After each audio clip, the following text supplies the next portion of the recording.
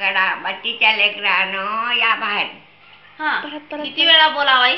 एकच वेळा. काय बोलावं? कुकू कोंबडा मान माकडा बत्तीच्या लेकरानं या बाहेर. असं बोलाव का? आणि काय नाही. मग ते 21व्या दिवशी बत्ती दाखवाव त्याला. मग आपण कोंबड कुक्कच आहे. अंडाला आवाज येत आहे तिचा बघून कुक्कच आहे. त्याला एक एक भोक करते. भोक केल्यानंतर त्या भोकात हाणे असं 2 तुकडे करून येतात पिल्लू. लय मजा असते. पण मी नाही केले. आई करायचं माझं बघितलंय मी.